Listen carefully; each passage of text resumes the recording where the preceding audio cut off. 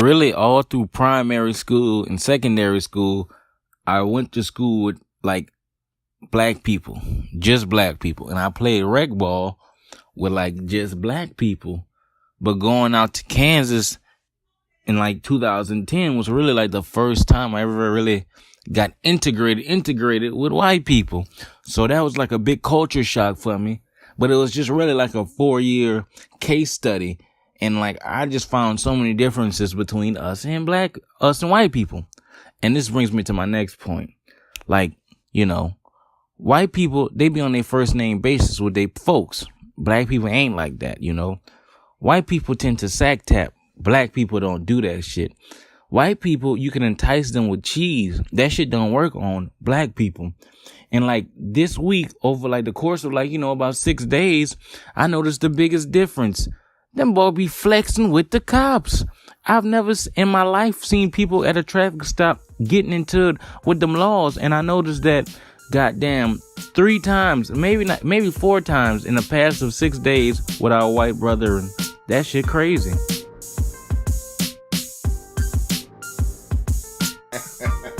And whoa, welcome to the Best Friend Weekend Podcast. It's your man Aldo NICE. It's your boy Los, aka C.A.P. One time, this podcast is brought to you by Rog Smuve, the master. With the master, he's absent today. He out there in Louisiana, man. We're gonna hold it down and represent for Probably him. in Sugartown somewhere. Yeah, definitely. Having lunch with Ackle. I don't know if you're having lunch with Ackle, but it wouldn't be like the most surprising thing I've ever heard. Rumble, let's go back to Rumble as always. My first thoughts are, it took him till he was 18 to be integrated with white folks. This is true. He went to Immaculate Heart. He went to Northside. He went to black schools. Yeah, I mean, mine was reversed. I went to mostly white schools, elementary and middle, and then I was integrated to black people. My high school went to Booker T. Washington. Shout out to the nigga schools everywhere around the world. Oh, nigga schools had a hell of a week this week, and nigga schools be having stuff going on. Always. I was definitely the same way. Elementary and middle. I mean, elementary and like right up and then I was at predominantly white schools. Yeah. And then Raj talked about that last week. Him the same thing, and then he kind of went to high school. Me, I started like 7th grade. I went to Bell Place. Yeah, but then so Mama always told me you gotta get the fundamental, get that foundation. That kind of makes sense. Then they had a lady. Then you can go over there with your people. They had a lady who I met at ConocoPhillips last week, and she was just running it, talking about where should she send her son. Her son is a little boy who's like probably like 8, and I was like. She was asking me what type of school. I was like, man, honestly, I sent him to some kind of Catholic school, some kind of private school while he a little boy. But you gotta be careful them private schools. Sometimes they had them curriculums where the kids can just get up and do what they want, and like the Montessori style type thing. You gotta be careful. So you gotta go in there and really kind of know what kind of curriculum you're absolutely looking for. And I think if you're not an educator, you'll go into school thinking you paying all this money. I know I got a real close friend, end up doing that, and find out this kids want to learn the shit. You know what I'm saying? So he ended up coming to bite him in his ass, paying all that money. I got to do a little research on it because she hit me up like today talking about she wanted to do lunch to talk about where she wanted to send her son, and she wanted me to give her some advice on it. Where does she live? You know where she live? I think in the Katy area, but I ain't tripping. I'm gonna get that free lunch. Oh yeah, definitely. I'm gonna get that free lunch. Yeah, and go tell her, yes, your son should go here. Go here. If you look at the ratings of this. Yeah, exactly, man. You know what I'm saying? This is Xavier, right? Shout out Xavier. You know all that good stuff. Another thing, Rumble said he's something about Kansas. And that's when he went out there. FYI, Lawrence can't go back to Kansas no more. That's just a real thing. Yeah. But he's banned. I think that whole first name basis with your folks. I ain't gonna lie. I've been calling my mama by her first. I've been Sandra's Rose since a very young age. I've been calling Sandra since I was like in probably the 7th grade. Oh, you one of them niggas? Nah, my mama get pissed off right now. I'm 36 years old. I say Shirley. She on 5. Yeah, to this day, do not play that. My mama allows me to call her on the first name basis, so I'm not tripping with that. You wanted to be white, or you wanted to be white though? I mean, always. But the biggest point he was talking about is that white folks be flexing with them cops. Okay, it brings me to a thought about Dave Chappelle's skit. You remember that when he was riding with Chip? Yeah, he riding in the car with Chip. The laws pulled him over and came on his side, and Chip was like, "Officer." Yeah. I didn't know I couldn't do that.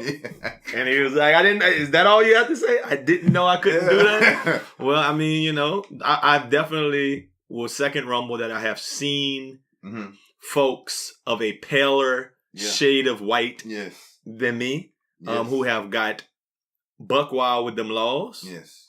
Like Baker Mayfield was running from them laws. Like they do outlandish stuff. I've definitely seen cauliflower colored individuals go off left with the laws and nothing really happens. But I mean, I think when you say flex, black people, we flex in a different, because I've seen some dudes, some niggas go extra with the law, like, hey, bro. No, but everybody around be like, if black people go on extra with them laws, they're 9 times out of 10 one of them black people who smoke a lot of weed, and they got like, and they didn't took like or read some stuff on the internet. I know my rights type nigga. Exactly. I know my rights. Not necessarily a whole hotep type nigga. Nah. And for those of y'all who don't know what a hotep is, I talked about this before. Rumble had me cracking up last week because I actually, not last week, but it was recently, that I gave him a definition of what a hotep was, and a lot of people don't know. I mean, do you know what a hotep? I have no clue what a hotep is. Enlighten me, my brother. Well, let me see. I had a Webster's definition, and I want to pull it out so I can tell you exactly what a hotep is. Got to kick with my boy Rumble this weekend too. Shout out, man. Shout out. Rumble was tearing it down this weekend. He's one of those type of fellas. Thoroughly. Man, I can't find the hotep definition. Damn it! It would have been perfect if I could have pulled it up in the moment. I have it queued up. Oh, I got it. I found it. Okay, so this is what it is. A hotep is an Afrocentric brother, usually insecure, who claims to be woke, but actually isn't. Unless you're a straight black man, in a hotep's eyes, you are responsible for the destruction of the black community. He's misogynistic, homophobic, transphobic, conspiracy theory aficionado. He will fill your head up with so much pseudoscience and ill-researched historical facts, you'll be ready to bash his head in with the Google search engine. They said that Nas is actually the first hotep. That everybody kind of, was like, he say stuff that ain't really true. Yeah, and people he just make it sound good. Exactly. And he looks serious because he wear the light glasses. Do you know Nas is like a sex symbol for women over 30? Yeah, I knew that. We talked about that the other day. Yeah, he is. They look like Nas on a whole nother level with it, though. They go crazy behind it. They like Nas a lot. And he look like he's simple. They love Nas. Yeah. He probably don't say much. Yeah, he said a whole bunch of woke shit. A whole bunch of hotep shit. Hotep shit. Had them bitches all wet. Well, there it is. But no, I think those are the type of brothers, I know my rights ass niggas. Yeah. Officer, I'm recording you right now, and I just want to let you know that you do not have the right. I am not giving you permission to search my automobile. Am I being detained? Whether Article 45.3 says you can't detain me if you know what I'm saying? So what's the right to search? You have to have a right to search. You have to have proper cause to search my car. Oh, I'm not me. Am I being detained as nigga? Yeah. Probable cause as. Hey, I am not giving you permission to search my automobile as nigga. Look here, man. The law pulled me over, man. Look here. If I'm not doing nothing, bro, look, do what you need to do, man. I'm just ready to go home. Speaking of, this podcast is brought to you by the Harry. Shout out to the Harry. The Harry sent me a picture on Monday or Tuesday morning, and it was a car that was identical to my shit. You definitely should be in jail right now. And it said, what's scary? We was driving a whole lot of crazy. You know what I'm saying? We was out of there driving back. It's a car that look identical, same make, model, year, and everything. Black dude in the side. Black dude driving, and the caption was, picture comes out with that shows the suspected shooter in a murder in my neighborhood. Like I'm not even a mile from here. Like right by my house. So I got to thinking. I was like, damn, I was out of town. My car was parked. Maybe somebody broke in my house, stole my car, killed somebody, and put it back. You know what? That would have been smart. That would have been smart. I think that's how, if you're gonna commit murder, that's probably how you should do it. If you're gonna ride or take a car somewhere, you should steal somebody else's car and then bring it back. So then they get got for it. But that kind of goes back to a point I was saying the other day when we were talking about how Victor White and that whole situation, and we said that they brought him to a place where there were no cameras, and then he shot himself, right? Mm-hmm. They caught them boys doing murder on like whatever camera that was somewhere, just a random. Hey, there's a camera everywhere. I was in the barbershop yesterday, right? And one of the other barbers, his client had a problem. Dude was outside waiting on his client, try to get him or whatever. So one of the other barbers came and said, "Hey man, he looking for you." Whoop, whoop, whoop. My barber say, man, don't worry about that, dog. It's cameras everywhere around here. Mm-hmm. Like you on camera now in that chair. Nothing you can do. He said he probably trying to break my car, man. You gonna catch him. It was cameras everywhere. Everywhere you go, it's a camera. Well, that works for like responsible people and like murder. But if like a dope fiend break your window and steal your computer, that really ain't gonna help. That's true. That computer is in the Number wind. one, your computer shouldn't be in your car if you in a dope fiend affected area. Well, they do. Dope fiends travel now. They travel great miles. They great length. I think that dope fiends, like back in like maybe the 1600s or something, they probably could get all the way across Asia in a weekend. Walking. Walking. That's some good shit they was on. They was, but I mean, it was like, you know, it was that old type of pure. Yeah. It wasn't no chemicals. That running bull. Yeah. They run like Nigerians. Exactly. Like Somalians. It was African dust. They was on African dust. The original African dust. Ding. Absolutely. Right. Yeah, man. But you know, like we just, all of that to say, Rumble, we agree with you that white folks flex on the cops, but don't get it twisted.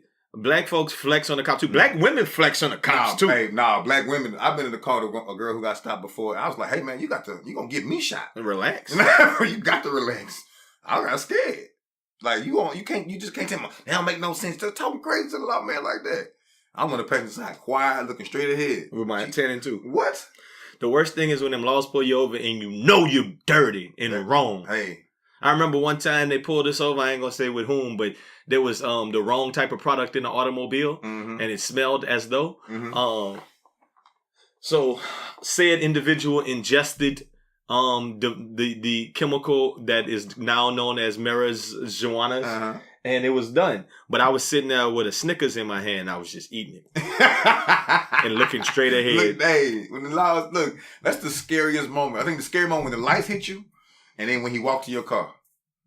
I remember one time we was in a car and we was going out of town. I was with Big Q, and I'm not gonna say who the other dude was, but the dude who was driving picked us up, and them laws pulled us over.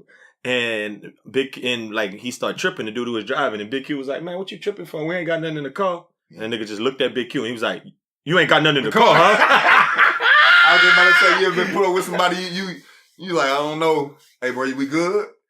And you look at you, that look, you be like, that's your shit. That you better. Hey. If they find it. Look here. I ain't saying nothing, but I'm not gonna say nothing, but if they find it and if you don't say nothing, nah, bro. You gonna make me out of being a snitch. I'm definitely you gonna make me a snitch. Nah, I ain't no snitch. This is your fault for making me a snitch. We didn't do this together. You did this on your own. Okay, for doing my civic duty. Yeah, I'm definitely. One last thing Rumble said, and that's gonna bring me to the next topic. He said that white folks can be enticed with that cheese. And I don't understand his rationale to think that black folks can't. I mean, black folk love cheese more than any human being on earth. So this is the next story I wanted to talk about. Really, the first thing, Omarosa, man of goat, Newman. Man of goat. That's her middle name, I think. Her real name is Man of goat. Yeah, man of goat. Something man of goat, Newman. So I love this article. I read it this week, and if y'all don't know about what Omarosa, her and Trump had a falling out. Yeah. I don't know Omarosa backstory. What was Omarosa on? She was on The Apprentice? Yeah. Is that when she first came? I believe so. She might have been on the first season. Yeah, one of those. Yeah, I think she might have. Did she win or something? I don't know. I don't know why I thought she was on like Road Rules, Real World Challenge. But I was thinking either what's that when they be in the house the whole time? It's a Real Life? No. People be watching. It's like a live. Oh, Big Brother? Yeah, I thought she might be on something like that. I don't know. It might be The Apprentice, but I know it's I know it's The Apprentice. I know she was on The Apprentice for sure. So, and I guess she got some pub off of that, but her running with Trump, kind of like black folks put her out of the equation. What she thought was gonna happen though. But okay, that's my point. Is she been out of the game? Sit out. Then all of a sudden, Omarosa like fell out with Trump, and now she kind of like saying she got a tape with him saying the N-word, and he should be out of there and all kind of shit. Okay, so basically, let me tell you the article. The article is great. It's by Jesse Holland, and it was a Yahoo article. And it's called Black Americans Aren't Buying Omarosa's Turn Against Trump. And the whole article is he's just basically like, look, Omarosa out here trying to sell a book. It's called Unhinged. I don't know if y'all, and Omarosa seems to be an unhinged individual. And in the book, she suggests Trump's campaign, despite the misgivings. She says she had about her longtime friend and mentor. After an arrangement to join the, she messed with him after she had an arrangement to join Hillary Clinton's campaign, and that fell through. And she was like pissed off about it. Hillary like, I don't want you over here. Exactly. Black folk don't like you. So like this was like her whole little defense. She wrote in the book that Trump people was eager for her help, and she wanted to experience working with a campaign at a high level. And since Trump had little chance of winning, it would be no harm, no foul for her to work with a campaign for however long it lasted. Okay? That's a So that was the whole bold-faced point. lie. The whole point was like, I get to get in the door. I don't think he's going to win. I mean, a lot of people didn't think he was going to win, so I guess you could buy that to an extent. I mean, at the beginning, but once you go to those few rallies and how it started to move, I knew he was going to win. And that's the point. Even if you didn't know he was gonna win, once you saw how them rallies started to move, like, this could really happen if Hillary no, don't not pick it even. up. That's not my point. I'm saying the motherfucking I'm gonna use the word they was using in 2016, the rhetoric. Oh yeah, Or when you saw how them white people was like, no, fuck them. Yeah. Get out. Go to take your him out back fucking and whoop country. him. Yeah, that shit was crazy. take him outside. Yeah, beat him. Yeah. Beat his ass. Yeah. Get him out of here. Yeah, it started to get bad. Yeah, you gotta not be associated with that campaign. I'm definitely at that leaving moment. that. Yeah, you gotta leave the campaign. I feel like you gotta have a family too that really ain't tripping. You know what I mean? Like, cause if you was a part of that campaign, how your mama would react, your daddy. Yo, hey boy, you crazy? You know what I'm saying? You don't get that phone call. So, I mean, obviously they were eager for her help, quote unquote, because they wanted a black face to get over black there. face though. So in essence, she was enticed by the cheese. So Rumble, I get your point, but black folks, especially opportunist black folks like Omarosa, they will be enticed by the cheese. Yeah. Like that's not a far-fetched notion. Yeah. But in that article, you just go on to say that minimal association with Trump, like taking a photograph with the president in the Oval Office, was enough for protesters to decry historically black colleges and university presidents on their own campuses last year. So when some HBCU presidents went and took a picture with him, people was running on him. Yeah. Black ministers who met with Trump are criticized by their colleagues and some of their congregations. Yeah. Recently, that dude Darrell Scott, that's his name. Yeah. In Ohio, he said this is probably going to be the most pro-black president that we've had in our lifetime. I mean, is he not enticed by the cheese? he drunk by the cheese. That boy crackhead for the cheese. That's mozzarella, boy. Because there's no way you can say that with a straight face and believe that in your heart. Like, you might say it with a straight face, but you cannot believe that deep down. At some point, your morals got to eat at you. You know what I'm saying? And I feel like what type of congregation you have to sit and let you do that? Well, pastors do crazy stuff all the time, but it's. So let me phrase it in a different way. It's toxic. Can I phrase it in a different way? Let me hear you. That pastor might have some cheese. Yeah. Because, my thoughts on a lot of denominations of religion is that a lot of the people get into it for that shit paper. Yeah. So he might have that paper. Omarosa might have that paper. She got some money. From being on the surreal, the but her Apprentice. She was the highest paid. Okay. I got you. I'm not talking about with Trump. I'm talking about without Trump. Okay. She probably had a little cheese. But when I say a little cheese, I really mean a little cheese. Yeah. Like she probably didn't make $100,000 a year. $1,000 Yeah. Yeah. She's 5 figures shorty. Yeah. Yeah. So, and by all intents and purposes, she's probably a regular, schmegular. Chick from the hood. Or chick from anywhere. No, your middle name not Manigo and you're not from the hood. My question is, would you do it for the bag? With Trump? Nah. I'm saying it's you're regular money shorty. And Trump called me want to do? No. What he got to give you, though? Because we talking about a hypothetical bag. Yeah.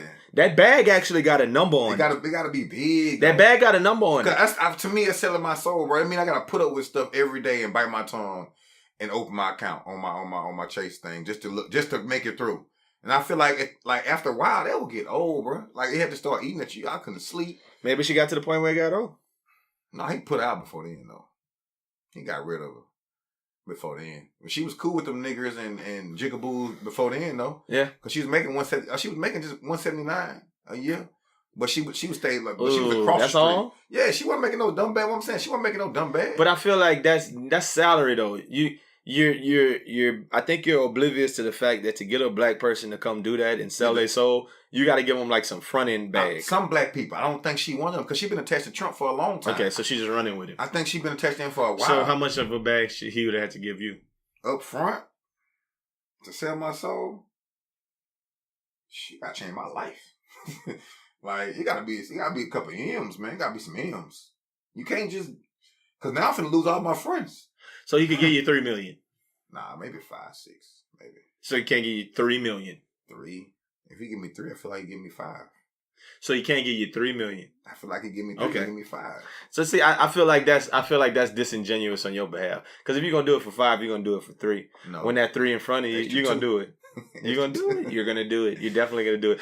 I mean, I think in the words of the $1 Million Man Ted DiBiase, everybody's got a price. Everybody got a price. Everybody gonna pay. What you doing it for? What you going to work for Trump for? I don't have a number. I don't have a number in my head, but I'm not naive enough to say that I don't have a number. 3 million. No. I mean, I'm just saying I'm not naive enough to say that I don't have a number because, like I said, it had to change my life though.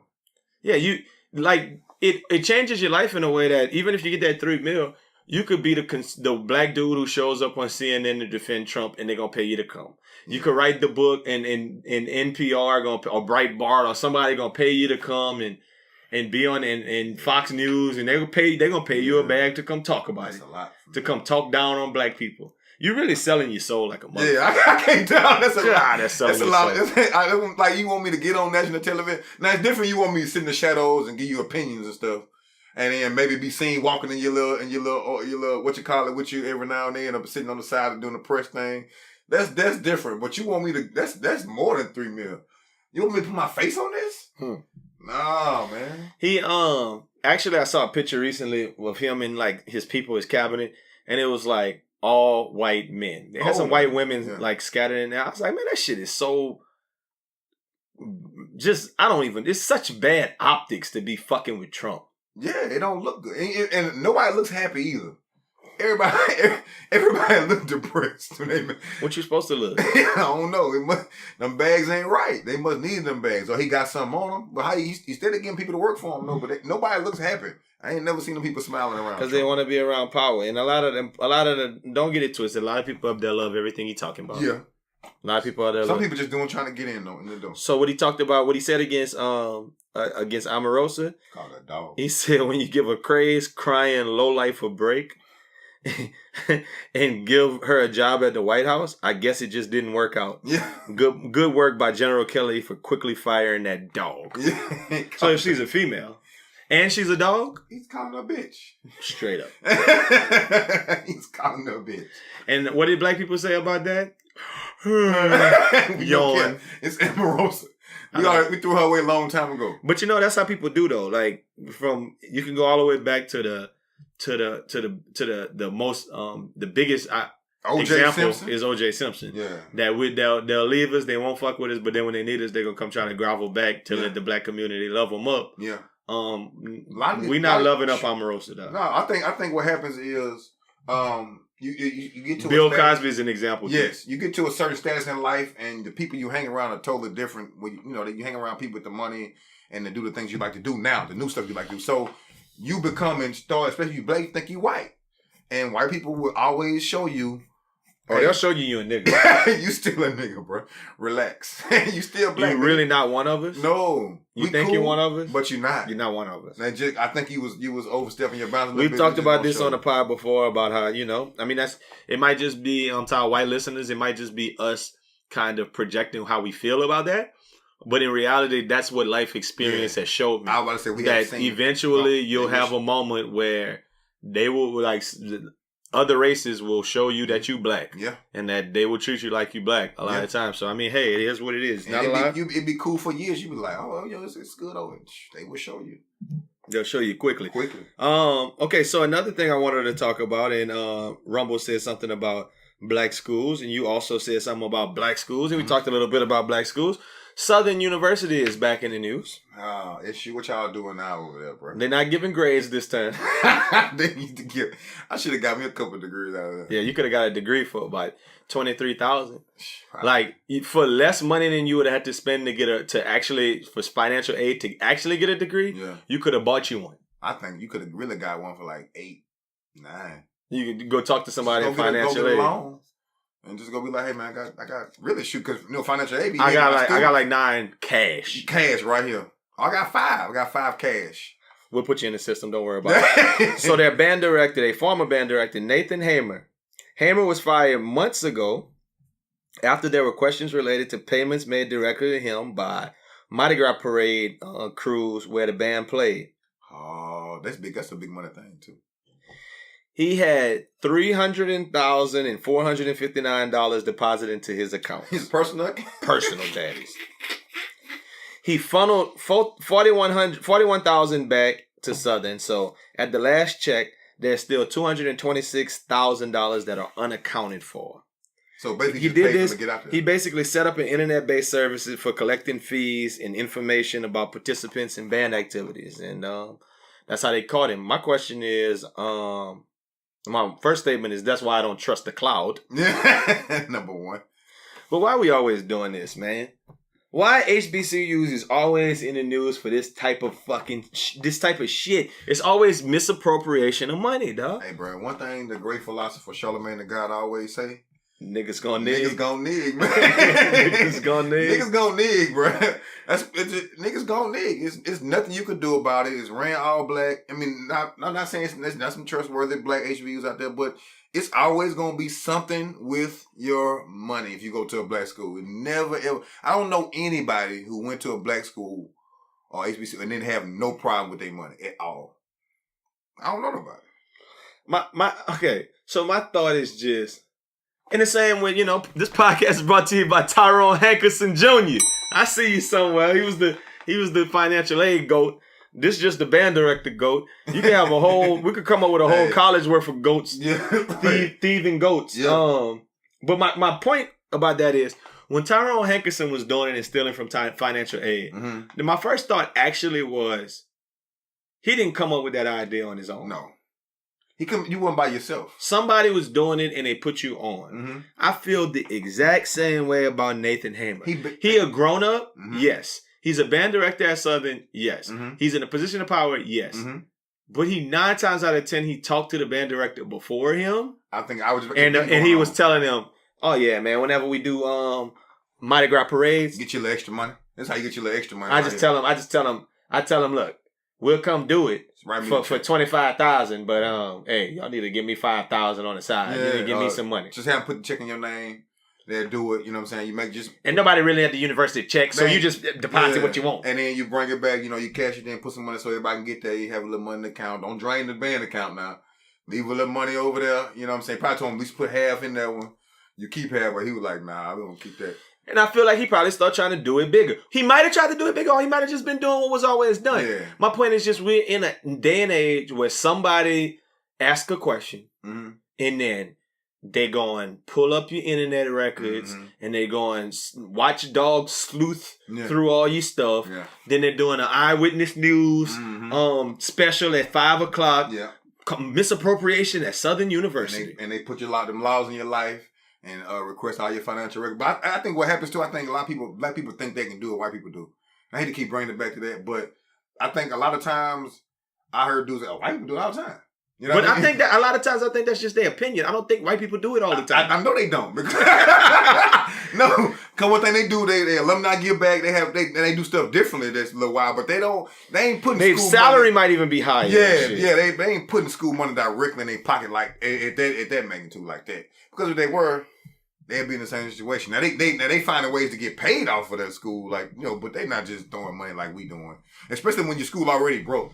Like Southern, they might have a booster club that's giving them money directly. My mom and them went to Southern, so they super alumni. They paid like $500 to help them go somewhere. So it's something that's been going on, man. I mean, that ain't nothing new.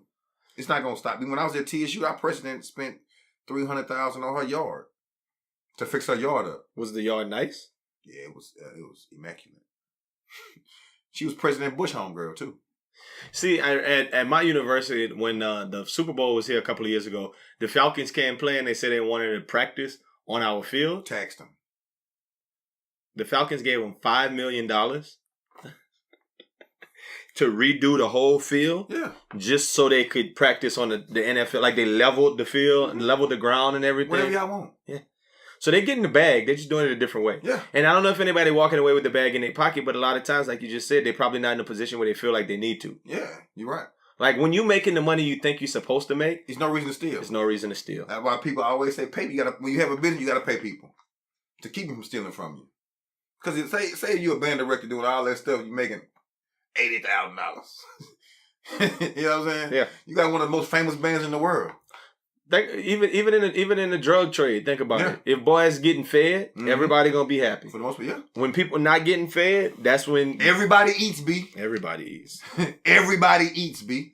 Yep. The way I look at it is two type of people in this world. The people I just go to that story. Go ahead, right? I feel like I've been saying this all week. It's two type. This ain't got nothing to do with that, but it's just funny to me. It's two type of people in this world. People who can talk on their phone at work and people who can't. Yeah. I can talk on mine. So I don't know. I know. So I posted that on the page the other day. Some people got in their feelings and they felt like it was shots fired. Bang, bang. It wasn't shots fired. Just think about it. Think about your life. If you're a person who can talk on your phone at work and you call somebody and they don't answer, what's your first thought? Damn. God damn, what you doing? Why you can't pick up your phone at work? Niggas, I just got a question. You know what I'm saying? And then when their response is, man, I was at work, I'm always kind of like, dang. So I had to come around to the idea that, yes, some people can't talk on their phone at work. But I think really, and this podcast is brought to you by Ash Dog Forever. Mm-hmm. Ash Dog told me that I should alter this. Because this whole idea of two type of people in this world came when I called him one morning. Mm-hmm. I called Ash, I was like, and he didn't answer the phone. And then he called me right back and I said, man, I was about to say, there's two type of people in this world. People can answer their phone, whatever. And he responded with this. No, actually, it's two type of people in this world. People who answer their phone, who will answer their phone at work, and people who won't. Oh. It ain't who can and who can't. It's who will and who won't. And then he started going into his job. He like, man, they got whole units at our job where it's a rule in the handbook and everybody know. You can't talk on your phone at work. Yeah. They be walking around with their phone in their hand. Yeah. They don't give a fuck. Yeah. And so I think it's like... That might be right, though. I think it's really like... There might be 4 types of people in this world then. Well, no, I think it's just 2. People who will and people who won't. So the people who can don't always do. Yeah. Like even... Like I work at a job and I can pick up my phone. That doesn't necessarily mean I will do it. That means I might be talk to that person then. Or no, you might be one of those type of people who like, man, I can't focus, I can't concentrate, so I'm just gonna put my phone on silent the whole day while I'm at work. Yeah. Some people are like that. That's true. I'm not answering any of that stuff until 5 o'clock. Some people are like that. Yeah, that's true. And so I think it's people who will and some people who won't. Okay. I don't think it's really, I mean, now, having the ability to answer your phone when you're not supposed to might get your ass fired. True. But that's just telling something about your character trait that you that into like talking on the phone that you're willing to risk it all. I'm not gonna risk it all talking on the phone. Nah. It's not that crucial. Nah. I can talk to you in a little bit. I'm pretty much gonna answer the phone most times at work, even if it's just to say, "Hey, man, I'm busy." Yeah. I said this. I'm like, even in a meeting, like if we having a department meeting, I will say, "Hey, give me a second," and I'll walk in the hall and get on the phone. Yeah. I don't really have. I did that Monday and Tuesday. I really don't feel like you can't. Like I'm gonna answer the phone, even when I was teaching. When I'm in front of the class teaching, my phone ring. Whoa, ball, what's up? I'm in front. I'm teaching right now. What you need? What you need, big dog? I'm like, what's happening, man? I got some kindergartens. I'm gonna call you right back. All right, cool. And that's simple. Yeah. I mean, I think like once again, I think it's too tight. Those people who will and they won't. So I guess we're gonna alter that. Not who can and who can't. Who will and who won't. Yeah. But it's just something that's been on my mind. It's a thought. You know. It's a very. Well, you think Rog Smuve will or won't? Well, no. The research has showed us that Rog will not answer his phone at work. Now, my question is, I think when you say he got in his feelings, I think he got in his feelings because he thought I was saying that he can't. I mean, he might not be able to. Rog don't get in his feelings, man. Right? He was in his feelings about that. He was in his feelings a little bit about that. But it's not. But my thing is, I'm not alluding to the fact that he can't. You just know I just know he don't. Yeah. He won't, and he don't. And hey, man, if that's he ain't answer no text or nothing either though, like right? How many times you didn't call somebody? Yeah, I mean, yeah, man. I'm gonna call you right back. Though. Yeah, I'm gonna call you right back. and then when they call you back, man, what's up, nigga, man? Are you there? Hello? Yes. Okay. Sure. Okay. Sounds good. Great. All right. I'll call you. I'll give you a call back. Okay. All right. Hit the boy, call you back. What's happening, my nigga? Fuck. I'm just happy your professional voice is better than your Mexican voice. Hola, ¿cómo estás? Stop it. Some other things I wanted to talk about. Definitely, this is just random thoughts. Mm-hmm. This came in my head this week. Nicki Minaj dropped a new album. What is it called? Queen. It's called Queen? Yeah. Okay, so that album cover? Uh-huh. I'm a fan. For sure. I'm a fan. For sure. Did you hear what she said at her and Safari going back and forth on Twitter? About what? About whether she right or not. Oh yeah, I heard that. Being super petty. She got on. Cause Safari kind of famous now. He didn't have a famous turn. Yeah, he is. He famous but still lame. Yeah, he like AJ famous from 106 in Park. For AJ way more famous. He respected a little more than Safari. Niggas do not respect Safari. By no means. I don't know about that, man. Safari being a lot of I don't know. Men do not respect Safari. Would you even listen to a Safari album? No, I don't care about Safari, but I feel like BET still giving him some kind of bag to be on TV all the time. He not on BET on VH1. He was. That nigga was on AJ or Safari? Safari. He on VH1. I seen him on BET for the BET Awards a couple of months ago. Looking like a monkey. He was up there having some girl dance on him. Being a monkey. Yeah, he's being a monkey, but they paying him to be a monkey. Pay that boy almost money to be a monkey. Be a monkey for free. When you already a monkey, why I'm going to pay you to be something you already are? I'm going to pay a dog to be a dog? Come on, man. Come on. Right? You can't pay a monkey to be a monkey? Ain't nobody paying that man no money to get on that dancing. He ain't that popular. They said, hey, we invite you to BET Awards, let you in free to do this. We give you one more ticket. He was like, I'm there. Okay. Maybe so. Maybe you're right. Maybe his monkeyism don't pay. But I guess my bigger point was shout out to all my boss bitches, wife and niggas. You remember that? Yeah. You remember where you were when you heard that the first time? Might have been. I went with you. I was at home. I listened to it. Okay. At home, listening to it. You remember how you felt the weeks and months afterwards? Like, that shit true. That, boy, Meek Mill is over with. Drake killed him. He done. Boy, shook back, though. Cutting on my paper, the only note I have right here is Meek Mill is greater than Nicki Minaj. Yes. Did you think that was going to happen 2 years ago? You know what happened, though? Did you think 2 years ago that eventually he would be better than Nicki? He'd be better than Nicki? No. I think he dumbed himself down for a little bit, but I never thought he would be better than her. But he did. But you know what it did? Just all Beyonce got to do is say your name. You get the beehive behind you. You have a little case. Now you Martin Luther Meek. I don't know about that synopsis that Beyonce said his name. That boy, what? Come on, Meek man. Mill You sound like them. You sound stupid like them hoes. Meek Mill went in jail regular.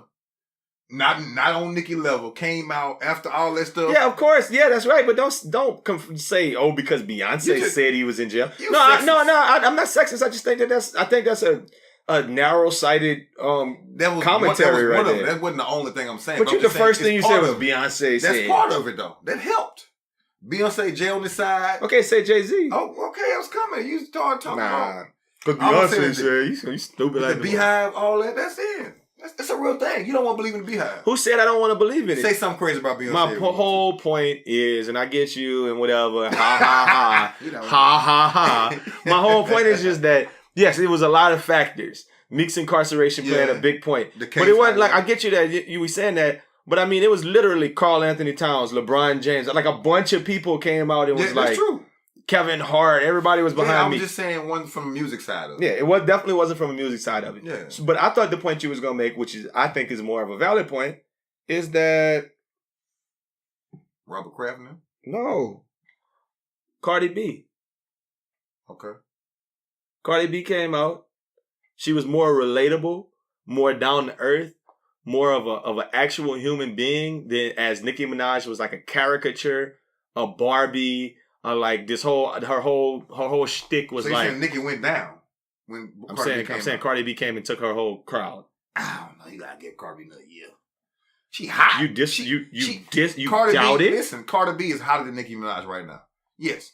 You don't give a crowd up just because a motherfucker hot 1 year. It's just like so. Yes, you do. So that's exactly what you do. So James Harden's better than LeBron now because he got the MVP. This is so you comparing it to basketball. All you gotta do is be hot. He hot right now. You're ridiculous. All you saying you gotta do is be hot. You're ridiculous. You're saying all it takes you to be hot. You take the crown. You just said that's basically what you were saying. So you said that's basically what I was saying. How about you let me articulate myself? I'm Articulate very good at articulating myself. Well, go ahead then. My point is just that when you say something about a crown, especially in hip hop, because there's differences between the greatest player alive in basketball and the who's got the crown in hip hop. There's a whole article on in the Vibe that talks about the greatest rapper alive every year since 1983. You need to look that up. and it's got, or maybe since like 1970 something, but it's got like Run DMC one year, or it'd be Run from Run DMC one year. Then it'd be like Grandmaster Flash was the year, or So Big it Daddy changed every Kane. year. Like I think who got the crown in hip hop? It's who hot right now. Yeah, that's definitely what that means.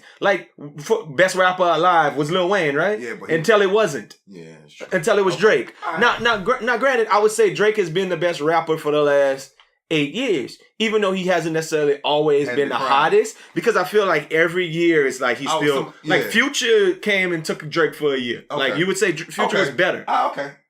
Future had the. That's what I'm saying. He had the crown. Yeah. Okay. So I mean, So I never. But but you know what? And I think you're bringing me down a road that I really didn't even want to go down. What I really wanted to say was what I just said. Let's poll women who listening to this podcast. You tell me who you rock with more, Cardi B or Nicki Minaj. You know what I think they off Nicki Minaj. They did. I agree with that. So then why are you saying like? But I'm talking about overall. Like you can't. I don't think you can just give up your crown just because a motherfucker had a hot year or two. If nobody likes you no more, your crown is gone. There's people who do still like Nicki Minaj, man. Nicki Minaj still sell out shows. When you stop selling out shows, then folk don't like you no more. Nicki Minaj still can go sell out shows. Charlamagne don't like Nicki Minaj, and all black women listen to Charlamagne. So. That's not true. They listen to that dude on the Reed, the people from the Reed, and the little dude, and the little dude who tell y'all, hey, black man, if a black man buy you, that dude, if a black man buy you a car, he should have bought you a house. Yeah, that nigga, I don't know. If he bought you a house, he should have bought you some more real estate. He should buy you no purse. He should have bought you that palace. Should have got you some gold if he bought you a purse. I mean, hey man, and you know my little shtick, and y'all can listen to y'all can say I'm lying all you want, but my issue with Nicki Minaj and Cardi B and all of they talk about their pussy too. That's all they talk about is sex. Like if all Drake talked about in every song was about his dick, y'all would be like, you ever heard of City Girls from Miami? I'm gonna let you listen to it after this. You're gonna hate it. It's some Uncle Luke type shit. Yeah, I don't care. I'm not gonna listen to it. So yes, if you're telling me no, I'm not. That's like telling me smell something and stink. I'm not gonna smell it. So but if we're talking about things women like, Insecure came back last week. So I got this idea, man. What's up? You wanna do an Insecure podcast on Mondays? Okay. About 20 minutes? You know, nothing we gonna do is gonna be 20 minutes. Yeah, just talk about we talk about Rumble for 20 minutes. Well, that's because you like to talk a lot. You talk more than me. But I try to get to a point. You just talk in a circle. I talk in a box. In a square. Everything you say is in response. So what you thought about episode 1? It was good. I'm glad Issa got an issue though. I don't like Issa, man. I think it was funny how a girl tried to play Dre. Now all of a sudden she wanna keep it at arm's distance, which I guess happens. She ain't got no willpower. Nah, because Drake came right back over there. You know what I'm saying? So, that nigga was kind of creepy in her house. Nah, they weren't kind of creepy. You just pop in there though. After she told you to relax? Yeah, I'm going back. But he relentless too. He like, I'm not listening to that shit. You know, so it was good. I think it was a hell of an episode. Oh, Buddy tried to give. Oh, Buddy was a beast for tearing old girl guts in while old girl on the couch, while Issa was on the couch. That was hilarious to me. It was straight. It was a good episode though. I enjoyed it. It was good. So you would have did that? You would have smashed in front of your ex if she decided to come stay at your crib? Is that even her ex? No. I'm not. You just not staying in my house like that. You know what I'm saying? I ain't never lived with a woman before, so you're just not gonna be staying in my house like that. And if you did, I'd probably be like, hey man, you got to go real quick. Cause what chick you gonna talk to gonna be like, oh, that's just your friend on the couch?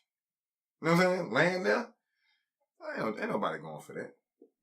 Oh, so you worried about the other chick? Yeah, if you fucking with her and you got something laying on the couch, ain't nobody going for that brand. In real life?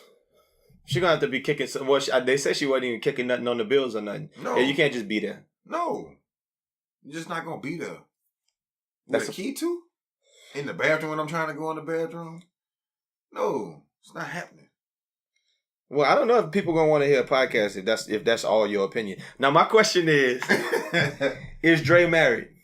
Yes. Yeah. Do him and his wife have an open relationship? I don't think so. I still think he lying.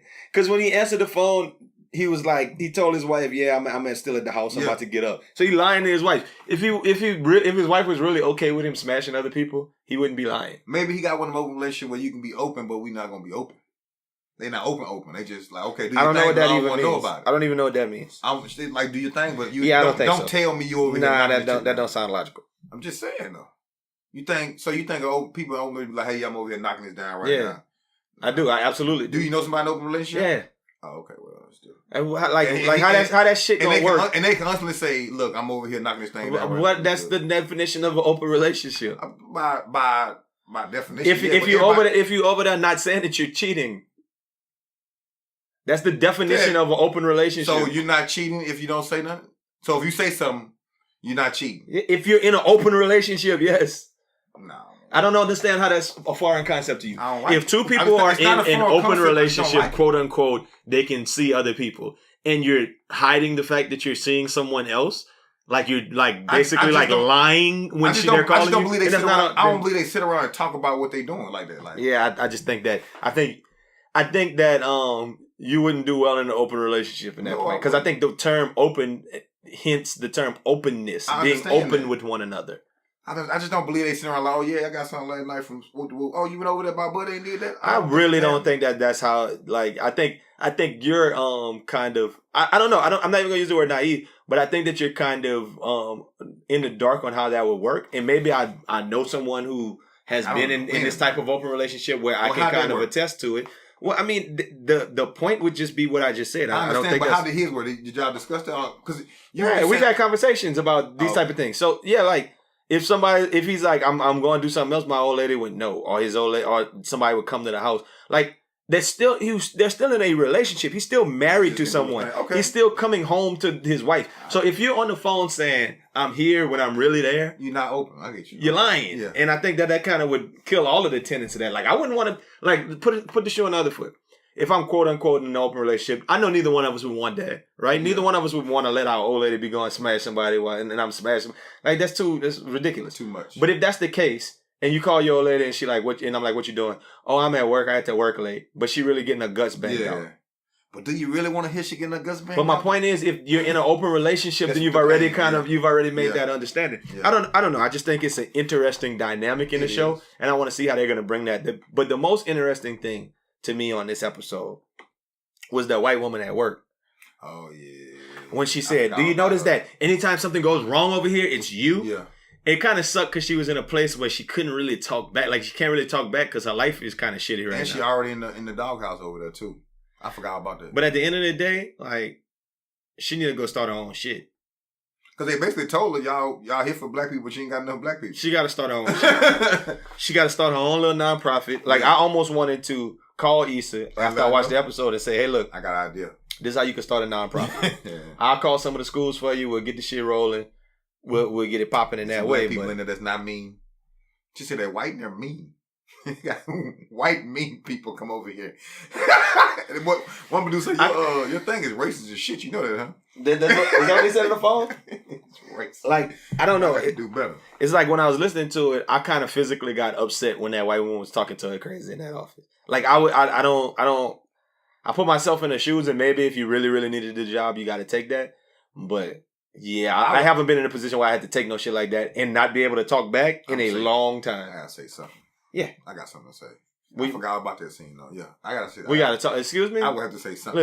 Listen. I understand that you feel like I'm in the doghouse, but there's a way that you're gonna talk to me and a way you're not gonna talk to me. I'm a man at the end of the day, bro. I'm grown. You're not about to just sit here and talk to me like that. Then I be like, you mad at me because you ain't doing your job. Well, you can't say that, and then you get fired. But there's a way to say it. You don't get fired anyway. Well, it didn't seem like but you could sit down and collect that check just for the diversity. They say she's the only one there, right? Yeah, sitting there calling the thing. Calling the numbers they letting her call. That ain't no job. It is what it is. Insecure is the show for black women. Let us know if y'all want to hear the black male perspective on it. That podcast did pretty well when we did the black male perspective of season 2. But if we go ahead and do episode by episode, let us know if you want us to get into that, whatever. But I mean, obviously, that show is pointed towards a particular demographic, African Americans of a certain age, but more specifically, African American women. Mm-hmm. What I was just thinking about is there's a movie that's coming out, and I think it might have came out this weekend. It's called Crazy Rich Asians.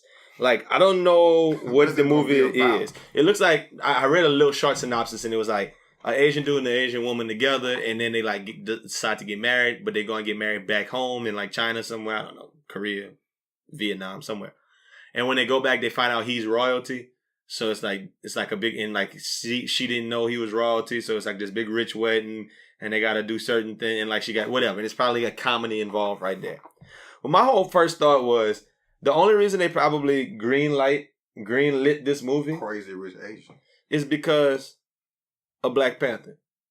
Okay. Well, I feel like when you have a movie that's like groundbreaking like Black Panther, and it shows that Black people will galvanize to come watch a movie that's like about Black people or for Black people, like, and other people come watch it too, but it's for Black people, right? They tried to do it with Coco, which was like a cartoon, the Mexican joint, and they wanted everybody but they want all the Mexican children. Like they're looking for a specific demographic, and like they're gonna come out strong. I think they cater to different demographics all the time, especially in cartoons. So I mean, I didn't take that stance when you told me about it. I really don't have an opinion on that. I just think it's a weird title if it's not gonna be an actual Crazy Rich Asian in there. Well, I think the whole point is that that they're definitely whomever greenlit this movie and the people who put the money behind it are absolutely banking on Asian. They didn't say like Crazy Rich Vietnamese. Nah, they want Asians. They want all the Asians. Like we want the Japanese, we want the Chinese, we want the Laotians, we want the Cambodians, we want the Filipinos.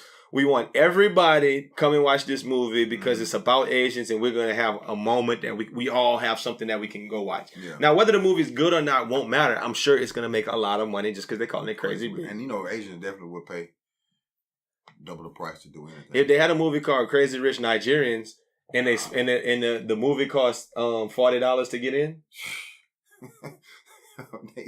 They need to have bottle service. I was just about to say they buying the whole section. They don't even have popcorn. They got bottles. Definitely, they getting 40 bottle girls. Let me get 200 tickets on this MX and and this credit card right here. The bottle girls would be there like, no, I want to work today. Working at the theater. African dust everywhere. Crazy Rich Nigerians. They in the house. I probably would go see that. Yeah, I mean, I'll go with John Murray. Definitely go with John Murray. We have a section in there.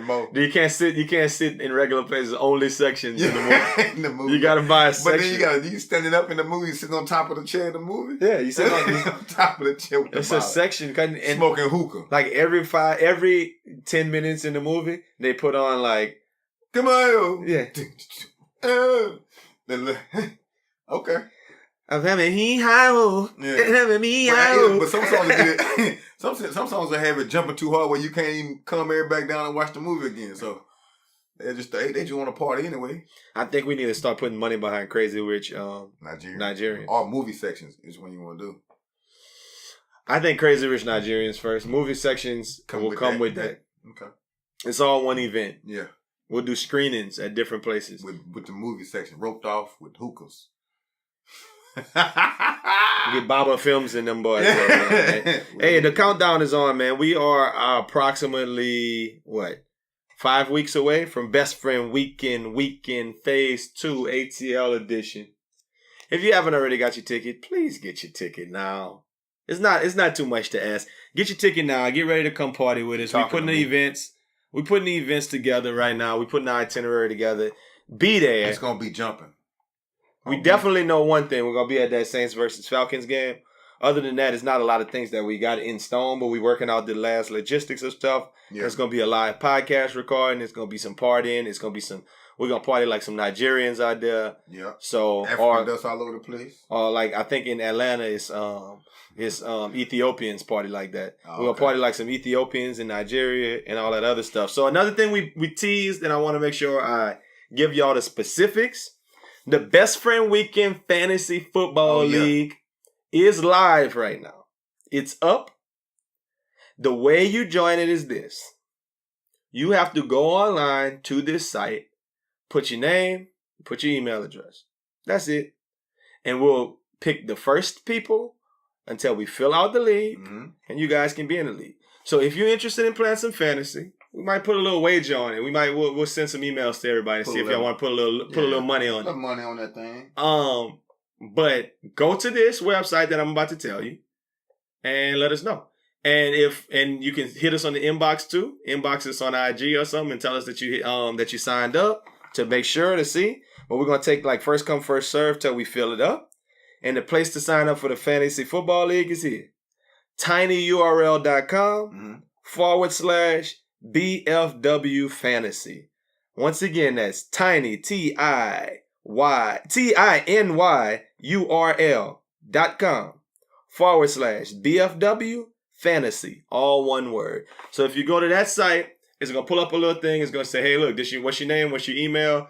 Like I said, if you're listening to the pod, you got the thing. We're not even going to put it online. We're not going to put it on the IG or nothing. You got to listen to the podcast to be a member, to be a part of it. Open relationships can join.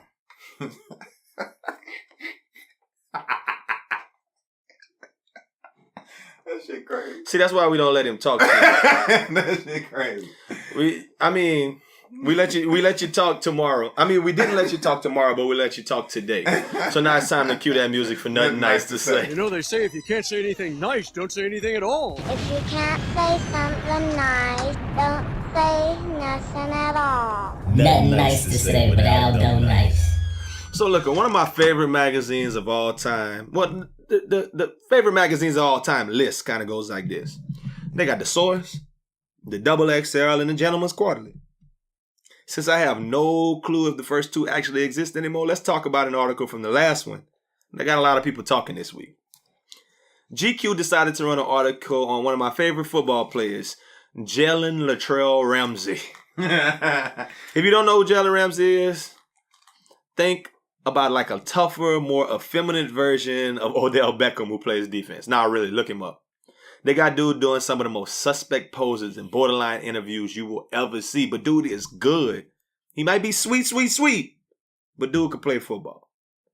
He was even responsible for my favorite quote of last year. I ain't got too much to say, but y'all make sure y'all bring that same energy out here next week and the week after. We going to the Super Bowl and we gonna win that bitch. We gonna win that bitch. Duval! Well, they didn't win that bitch, or much less even get there like he predicted. You gotta love that dude's spirit. NFL defensive backs got a history of being outspoken and running their mouth. If you're nice at DB, the quarterback will literally never throw your way, so you gotta do something to get noticed. Think about Deion or Josh Norman or Richard Sherman. When you nice at corner, you talk that shit. Got to. So it don't surprise me that in his GQ article, Ramsey was out there calling quarterbacks junk, poo, trash, and garbage. He didn't go so ham on the black quarterbacks, but he talked shit about like Joe Flacco, Josh Allen, and Big Ben. One quarterback he went easy on was Matthew Stafford.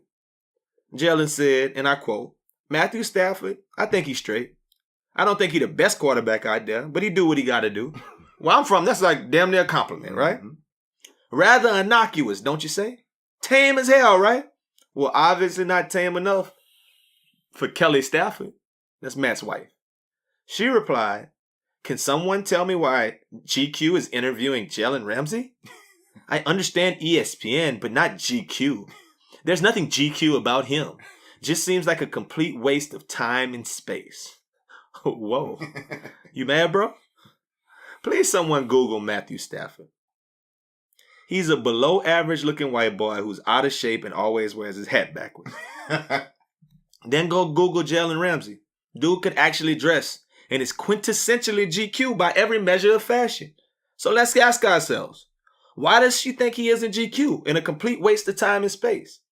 Does she not think he should be in Gentleman's Quarterly because he's not a gentleman? What about him does not equate with being gentleman? Do you think his ebony skin plays into her perception? Or do you think she secretly has a mandingo crush and wants that mandingo lay mind in her torso? I don't know the answer to that, but I do know this. I ain't got nothing nice to say about NFL trophy-wise who I'm sure don't see color. And some of their best friends are black. And by the way, where the fuck is my sandwich? So I won't say nothing at all. Hey, was that your white girl voice? That was my white girl voice. That was definitely my white girl voice. White girl voice. That was my white girl voice. I thought he was all right. Can someone explain to me why he's in GQ? Like, why the fuck is Jalen? Why is Jalen in GQ? Why be one of them white girls? And why is his name Jalen? And Jalen. His name should be like Jared or something. Why wouldn't it be Jared? Jazz me on. I don't get that. Jalen Ramsey is like, he be sweet, but Jalen Ramsey be fly. He be dressing the part and he be cool. Like, why would you come at him like he not GQ? You mad? Little show pants like y'all used to like to wear and stuff. Huh? He do a lot. He got that. He had this fur coat on something that was just playing like I mean, the dude, he be on his fashion tip. Yeah. So shit go down, man. I don't know. Fashion risk. I don't know. It's not even a fashion risk. Dude be on his shit, man. Read the GQ magazine. Maybe you don't read GQ, so maybe that's why you dress like you dress and I dress like I dress. I don't want to dress like you dress. I don't want you to dress like that. I don't think you can pull it off. Everybody can't pull it off. I'm cool. Hey, we ride back at you next week. More often than not, we're gonna have Rog Smuve in the house. And all that good stuff, man. So stay tuned. Get y'all tickets for Best Friend Weekend. If you're in an open relationship, hit us up. I want to know. Hit Los up. Don't hit me up. I like that part of the podcast was like 30 seconds, and I've been off it. So send that to Los. Direct it to him. About, please direct that to Los. He will answer your questions, man.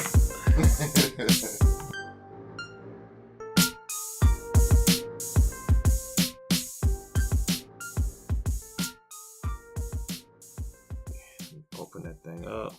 You should have talked about mistaken identity. How you really could have been fucked up out here. Oh, make sure you throw that in. What this is wrong with your car? All kind of bullshit that may or may not be wrong with my car. He changed some some engine coils. Oh, okay. And then he also changed some other shit that I never heard of. What did he hit you for? $630.